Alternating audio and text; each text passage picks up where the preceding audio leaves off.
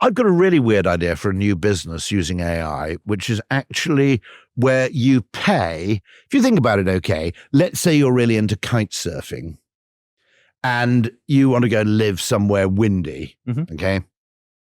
Now, if you've got 100 people paying you £100 a month, okay, that's a stack of a lot of money. I mean, particularly if you can live anywhere you like. Oh, yeah. Right? Now, if you have a PA on the end of a phone or the end of a Zoom call, okay, even better, who is just very, very good at using the various different AI opportunities out there, you could hire that person as your info butler, and it might make more sense to employ a human who's particularly adept at that, okay, than it is to actually use the technology yourself, however good that technology may be. Sure. So the question is, do I really want to spend the last sort of few decades of my life as a typist or talking to machines? Or could you argue that you could create an Uber Jeeves out of a human being who had no requirement to be physically present, but with whom you'd interact for, 20 minutes a few times a week? And you'd effectively say, okay, I need you to sort out this thing with my bank account. I need you to talk to so-and-so, so-and-so. You could text them. You could use any medium of exchange you liked. You'd have an occasional Zoom call. They'd come up with suggestions for your hotel in Fuerteventura. Okay. I mean, wouldn't it make more sense? Because this is centaur theory in chess, isn't it? That the best chess player is a human plus a machine. Well, if this is really that powerful, why do we want to skimp on the human component? If it's really that potent? Because I don't need this guy 100% of the time, or woman indeed, okay? Not presupposing. You probably need that person for, I don't know, 20 minutes a day. Right. Okay. Now, with 20 minutes a day, they could get on with their life quite a lot of time. They could service a hell of a lot of people that way. They'd also learn from the other people they looked after, who might be people like me. So what I'm saying is, do we actually use this to bring back domestic service as a really lucrative form of employment? Sorry, I've got it.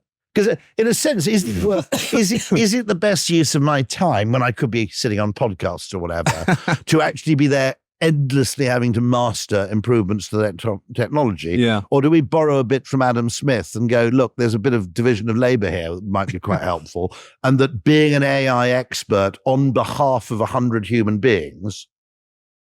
It's like an AI middleman. Yeah.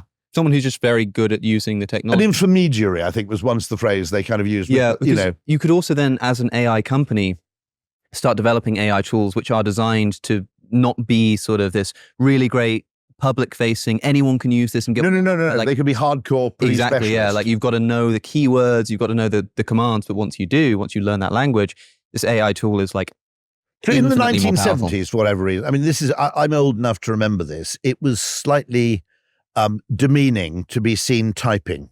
Right. Yeah, well, you had a typist to do that, okay? Now, just as Simon Cowell does not have a mobile phone, okay, he has people to do this. My argument is that we have a weird tech fetish around the optimization of efficiency, which basically means the elimination of humanity from every process, because the biggest cost is the wage cost. Yes. But just as a hydronic, okay, let's say a JCB made a Navi 100 times more productive, but you still had the Navi, okay? The assumption of the tech world is that you always eliminate the human and the wage cost from everything, and you disintermediate everything. And of course, there's a huge assumption in economics that disintermediation is a wonderful thing. I would argue we will still have estate agents in 100 years' time, because ultimately, I want a transaction of that scale to be mediated by a human being. Now, I'll give you an example of that. I was a campaigner for maintaining manned ticket offices at railway stations, because my argument is there are certain functions I want performed by a machine, which is I know exactly the ticket I want and I simply want to buy it with a contactless credit card. But there are people and there are occasions who don't want that. Either they're elderly people who want a human being to say, no, dear, you need the off-peak return, And there are also unusual journeys where I need a human being whom I can trust to say, actually, mate, what I'll do, and the machine will never do this, okay? Yeah. Look, I'll sell you the peak single to Dover, and then you can get an off-peak return back from Dover because it's £9 cheaper. And that gives me the confidence to know that the ticket I'm buying is not stupid. The machines are getting better at doing this. Well, there's no incentive to make them better. Well, that's the thing. There's only the decency of the human being. Well, but then I wonder if, like, for example, like split ticketing, you can get them on trains. Yeah, that's true. Those are done not by the railway companies, unsurprisingly. They're done by Trainline. Who will promote a split ticket. Yeah, I guess that's sort of an intermediary machine. But I mean, you talked in your book in Alchemy about the maps problem, like Google Maps, and I resonate with this so much. The idea that, like, and the way you talk about it is, say you want to get from A to B, you can look at how long it takes to drive. You can change it to the public transport mode, and it'll show you how to get there on public transport. The problem is that you don't always not want to drive because you don't have a car. Sometimes I see what you mean. Yeah. Sometimes the reason that you don't want to drive is just because, you know, it's a more convoluted journey or a less reliable journey. So maybe you want to drive to the train station and then get the train. But if I look on Google Maps... Oh, no, Google's very bad at that because they don't understand. Won't do it. The assumption that Google... And now, funnily enough, let me get this right. I think it may be... Is it Nicholas Christakis' sister?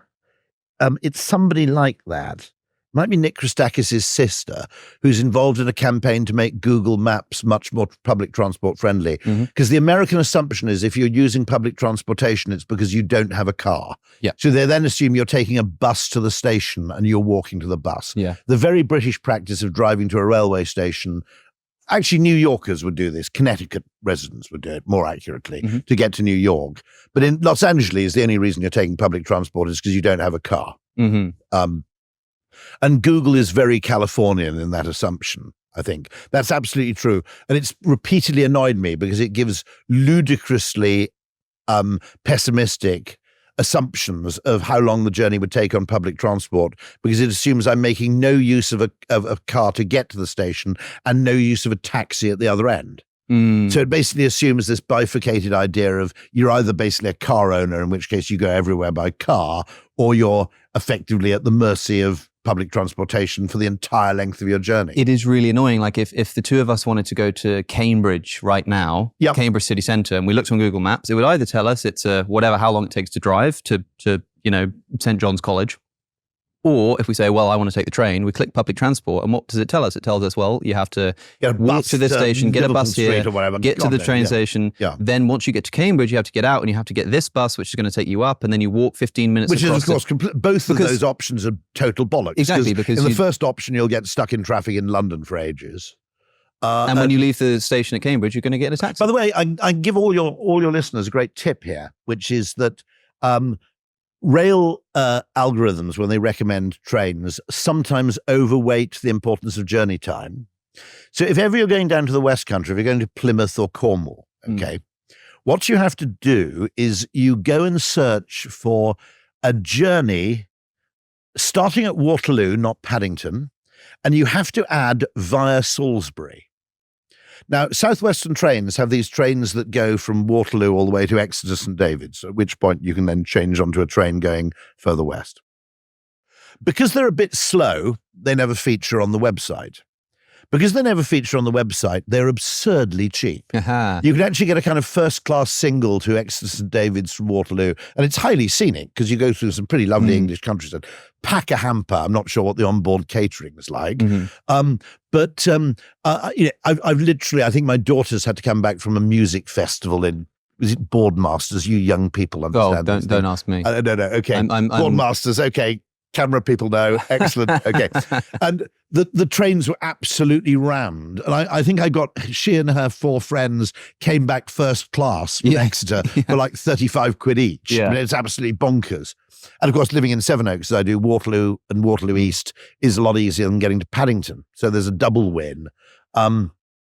But that's one of those cases where I think it's called the alignment problem, isn't it? The algorithm doesn't really know what you're trying to do. This is why I'm questioning whether we need human intermediaries, because a really good human backed with an AI is going to be such a potent aid to your life, okay, that actually the money you spend on the human, which is perfectly enough to support that human in employment, is worth it simply for the fact that you don't have to master all these goddamn interfaces.